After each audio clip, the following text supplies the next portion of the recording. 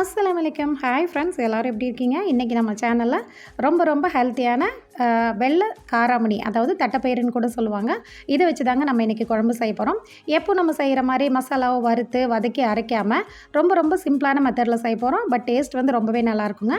எங்கள் அம்மா வந்து இப்படி தான் செய்வாங்க. ஸோ எங்கள் அம்மாவோட ஸ்டைலில் தாங்க இன்றைக்கி குழம்பு செஞ்சுருக்கேன். அதை உங்கள் கூட ஷேர் பண்ணியிருக்கேன். இப்போ இதை எப்படி செய்கிறதுங்கிறத பார்த்துடலாமா? இது செய்ய தேவையான அளவு தட்டைப்பயிறு எடுத்துக்கோங்க. 5 மணி நேரமாவது கண்டிப்பாக ஊற வைக்கணும். இல்லைனா ஓவர் நைட் ஊற வச்சுக்கோங்க.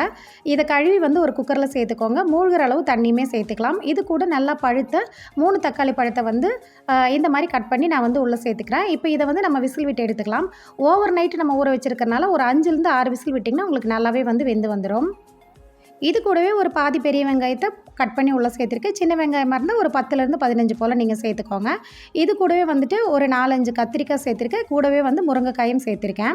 இது கூடவே வந்துட்டு ஒரு 1/4 டீஸ்பூன் போல் மஞ்சத்தூள் சேர்த்துக்கோங்க. உங்ககிட்ட குழம்பு மிளகாத்தூள் இருந்ததுன்னா உங்கள் காரத்துக்கு தகுந்த மாதிரி 2 டீஸ்பூன் சேர்த்துக்கோங்க. அது இல்லைன்னா இந்த மாதிரி தனி மிளகாத்தூள் 1 டீஸ்பூனும் மல்லித்தூள் வந்து பார்த்திங்கன்னா ஒரு 2 டீஸ்பூன் போல் சேர்த்துக்கோங்க. அப்போ உங்களுக்கு கரெக்டாக இருக்கும்.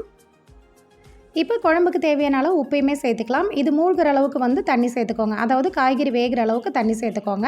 இப்போ இதை வந்து நல்லா வந்து மிக்ஸ் பண்ணி விட்டுட்டு திரும்ப நம்ம ஸ்டவ் ஆன் பண்ணி வச்சுக்கலாம். கொஞ்ச நேரத்துலேயே வந்து பார்த்திங்கன்னா உங்களுக்கு காய்கறிகள் வந்து நல்லாவே வந்து வெந்து வந்துடும். இதுக்கு வந்து நீங்கள் விசிலெல்லாம் விட தேவையில்லை. பாருங்கள், இப்போ நல்லாவே வந்து வெந்து வந்துடுச்சு. இந்த ஸ்டேஜில் ஒரு சின்ன லெமன் சைஸ் அளவுக்கு புளி எடுத்து நல்லா ஊற வச்சு அந்த தண்ணியை நான் வடித்து வச்சுருந்தேங்க. இதை வந்து நம்ம இப்போ உள்ளே சேர்த்துக்கலாம். சேர்த்திட்டு ஒரு தடவை மிக்ஸ் பண்ணி விட்டுருங்க. இது கூடவே ஒரு 1/4 மூடி போல் தேங்காய் துருவி அதையுமே நல்லா வந்து அரைச்சி இந்த மாதிரி தண்ணி சேர்த்து மிக்ஸ் பண்ணி வச்சுருக்கேன். அதையுமே நம்ம உள்ளே சேர்த்து நல்லாவே வந்து மிக்ஸ் பண்ணி கொதிக்க விட்டுறலாங்க. இந்த மாதிரி தேங்காய் சேர்த்து செய்யும்போது டேஸ்ட் ரொம்பவே நல்லாயிருக்கும்.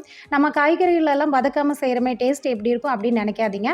கண்டிப்பாக இந்த மாதிரி மெத்தடில் ட்ரை பண்ணாதவங்க ட்ரை பண்ணி பாருங்கள். டேஸ்ட் ரொம்பவே நல்லாயிருக்கும். இப்போ வந்து காய்கறிகள் எல்லாம் அந்த தேங்காய் கூட சேர்ந்து நல்லா கொதித்து வரும்போது கொஞ்சமாக போல் பெருங்காயத்தூளுமே வந்து நம்ம சேர்த்திக்கலாம். சேர்த்திட்டு ஒரு 4-5 நிமிஷத்துக்கு மீடியம் ஃப்ளேம்லேயே பார்த்திங்கன்னா நல்லாவே வந்து கொதிக்க விட்டுருங்க.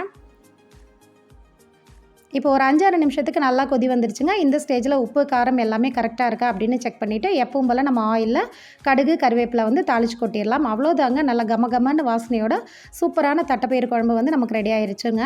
இந்த குழம்பு ரொம்பவே டேஸ்ட்டாக இருக்கும். கண்டிப்பாக இந்த மெத்தடில் ட்ரை பண்ணாதவங்க ட்ரை பண்ணி பாருங்கள். இந்த ரெசிபி உங்களுக்கு பிடிச்சிருந்தால் கண்டிப்பாக ஒரு லைக் பண்ணுங்கள். அப்படியே இந்த மாதிரி ஈஸியான ரெசிபிஸ்க்கு நம்ம சேனல் ஆக வந்து சப்ஸ்கிரைப் பண்ணி ஃபாலோ பண்ணுங்கள். நெக்ஸ்ட் வீடியோவில் பார்க்கலாம். தேங்க்ஸ் ஃபார் வாட்சிங். பாய்.